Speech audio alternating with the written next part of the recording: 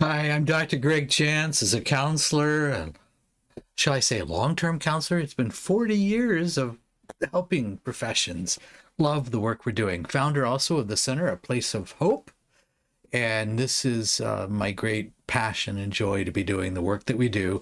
Our vision statement is changing lives for good. We do this from a whole person perspective, which means we look at wellness medicine, we look at obviously counseling and mental health and fitness. We do fitness assessments, we look at sleep, we look at the whole person. I want to share briefly today narcissistic abuse and codependency. What is the link?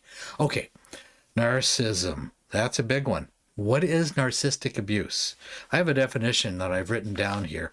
Narcissistic abuse occurs when a person with narcissistic traits manipulates and controls others for their own gain. That is so important. We got to say that again. They control and manipulate others for their own gain. This can happen in, quote, romantic relationships. It can happen in families, family settings, friendships. Yep, even in the workplace, for sure. We know that common tactics of narcissistic abuse is gaslighting, making you doubt your perception of reality. That's a big one.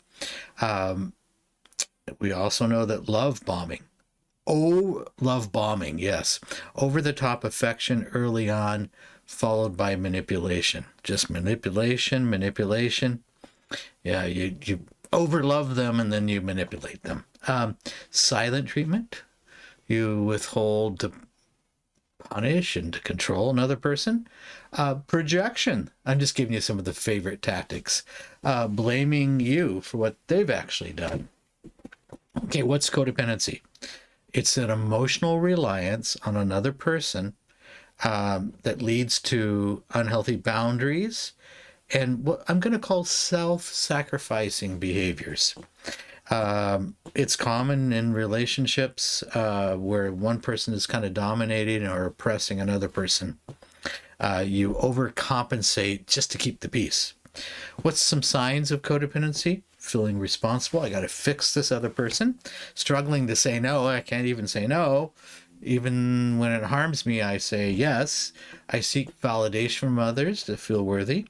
I suppress my own needs to maintain a relationship. These are just a few of those. So we got narcissistic abuse combined with codependency. And what's the connection?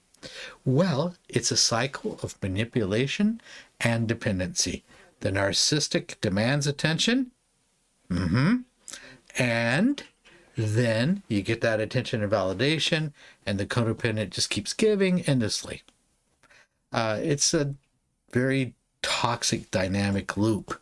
The codependent, they lose themselves, no self-identity, and the emotional manipulation traps this codependent partner. They're trapped.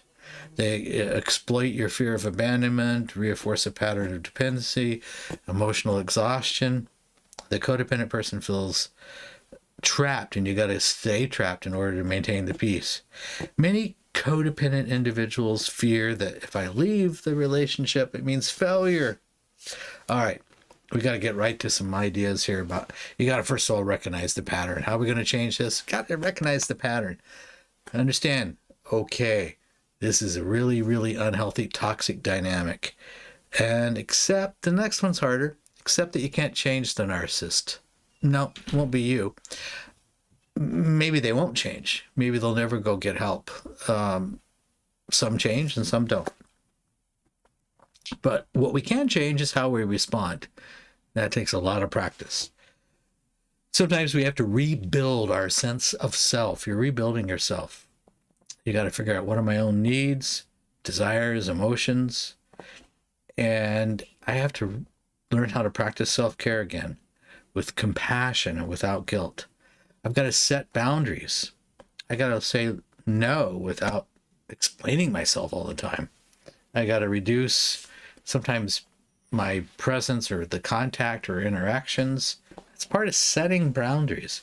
So there's times where we have to seek help because narcissistic behavior can just make us feel crazy. That's what it does. It's crazy making, makes you feel like you're responsible.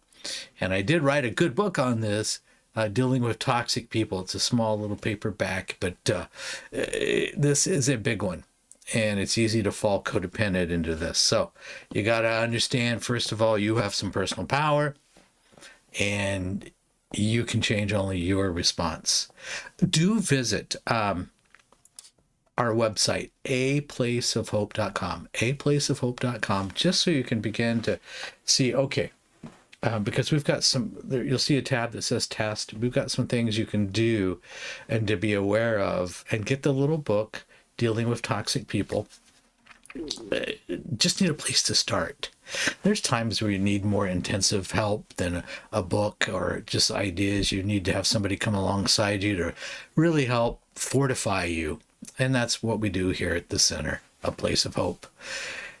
This is a challenging situation to deal with a narcissistic situation in codependency.